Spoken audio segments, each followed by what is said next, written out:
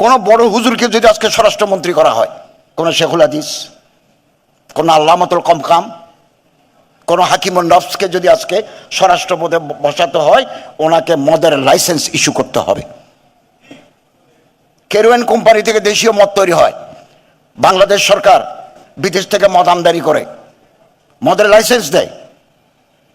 এটা বাস্তবতা।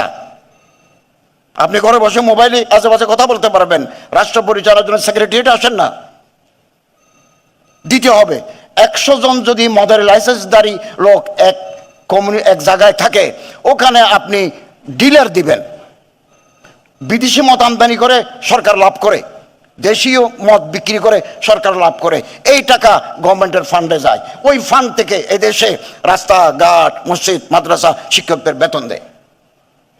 আমি আমার মন্ত্রণালয় থেকে কোটি কোটি টাকা মসজিদ, মাদ্রাসা, এতিমখানা, প্যাগোডা, শ্মশান, মন্দির, চার্চেস, সেমেট্রিসে আমি দিয়ে থাকি। এ টাকা কোথেকে আসে?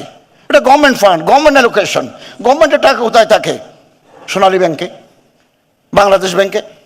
ওখান থেকে জান্ডা বাচ্চা বের হয়, ইন্টারেস্ট দিয়ে আসে, এগুলো আমরা বিতরণ করি। তো আপনি শরীয়ত পাবেন কোথায়? এটা তো এমারাতে শরিয়া নয়, এটা তো ইসলামিক স্টেট নয়, এটা completely secular state, legacy from the British regime.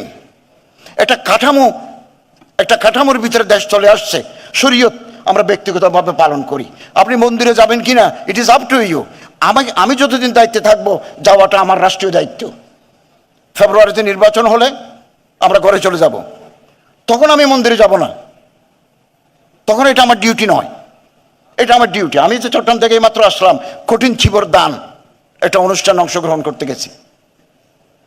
এই যে পারস্পরিক সম্প্রীতি, সৌহার্দ্য, এটা বহাল না থাকলে রাষ্ট্র অগ্রগতি লাভ। সবার আগে সব খবর পেতে চ্যানেলটি সাবস্ক্রাইব করুন এবং ফলো করে বেল বাটনটি চাপুন।